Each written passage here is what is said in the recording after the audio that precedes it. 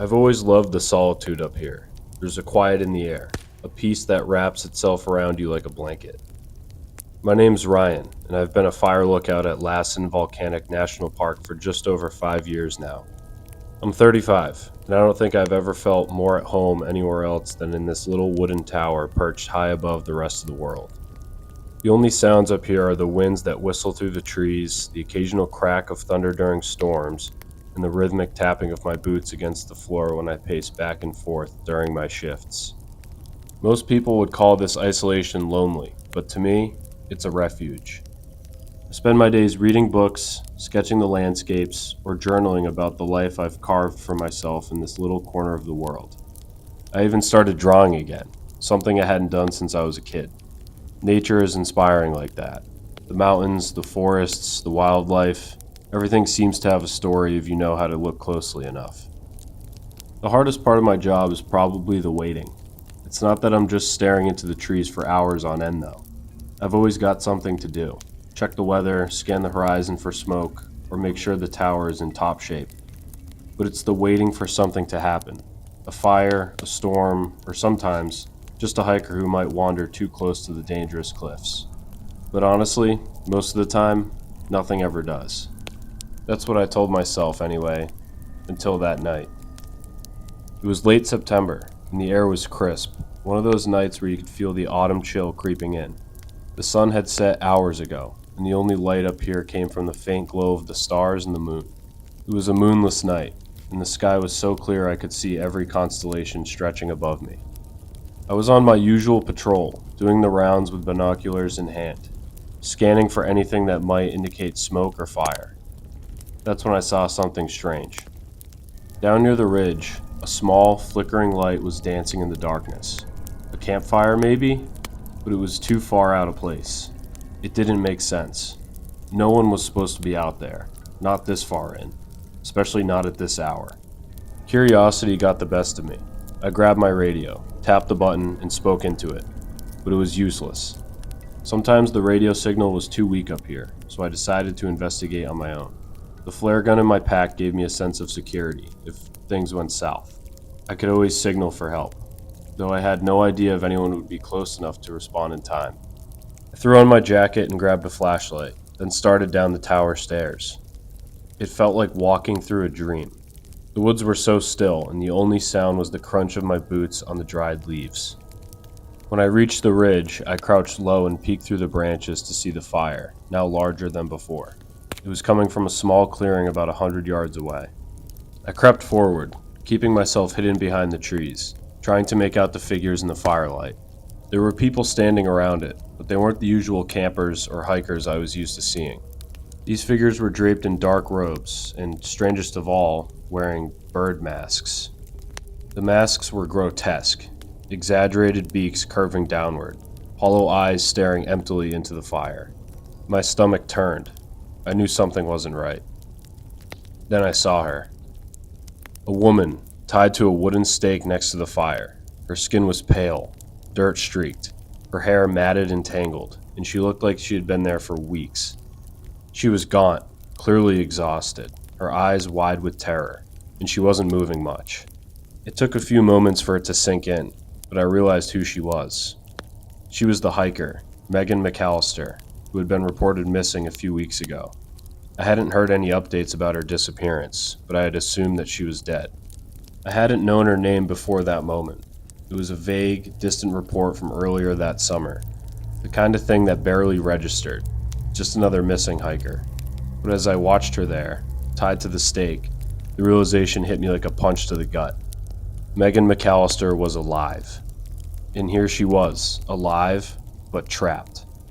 The figures around her were chanting, low and guttural, their voices blending with the crackling of the fire. My heart started pounding in my chest. The ritual was clear now. They were preparing her for something awful. I couldn't just stand there. I backed away, quietly pulling out the flare gun from my pack. I took a deep breath and fired it into the sky. The bright orange streak cut through the night like a bolt of lightning, and the cultists froze, their heads snapping toward the sky. I moved fast, running low across the forest floor, towards the fire. The cultists were distracted, their attention focused on the flare. I knew I had only a few moments before they realized what was going on. When I reached Megan, her eyes locked onto mine, wide with a mixture of fear and relief. "Help me," she whispered hoarsely. I nodded, my hands shaking as I began to cut the ropes binding her to the stake. "Are you Megan?" I asked softly, the words slipping out before I could stop them. She nodded weakly, too exhausted to speak much more, but the relief in her eyes said everything. I wasn't sure what I expected, but what happened next was a blur of panic and adrenaline. Two of the cult members saw me, recognized me too late, and started charging toward me. I didn't think, I just acted. I swept one of their legs out from under him with a quick kick, and he fell hard into the dirt. The other came at me with a knife raised high. I shoved him, using every ounce of strength to push him back, but he was stronger than I expected. We tumbled backward, and before I knew it, I had lost my balance, falling into the fire. The heat scorched my side, and for a split second, I thought I was done for. But instinct kicked in, and I rolled out of the flames, burning my arm and part of my shirt in the process.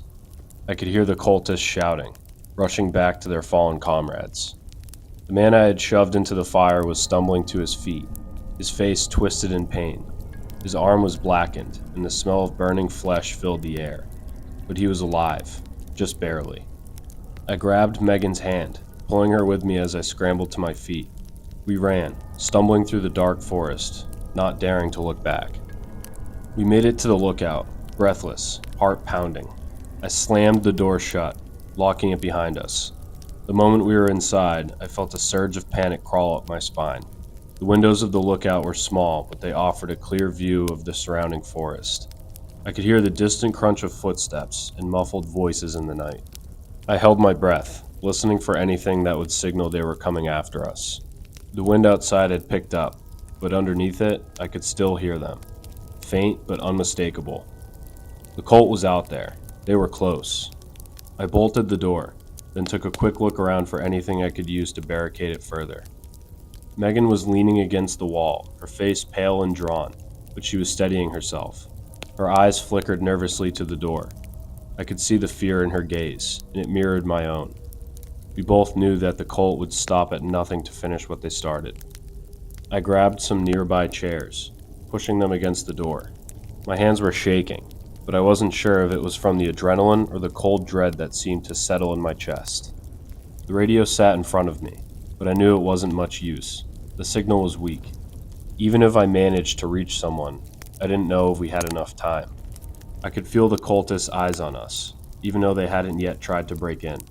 It was like they were watching, waiting, knowing that they'd find a way in eventually. The minutes felt like hours as we stood there, waiting for the inevitable. I grabbed the radio, trying to make contact with the authorities. My hands were slick with sweat, but somehow I managed to get through. I told them everything, about the cult, about Megan, about what had happened. The radio crackled with static, but a voice on the other end assured me help was on the way. With nothing else to do but wait, we cracked open a bottle of whiskey that I kept in my desk drawer. I originally planned to crack into it at the end of the fire season, but after what me and Megan had both just been through, this felt fitting. Megan took a long swig, her hand shaking, and I joined her. We didn't say much, but the silence between us was comforting.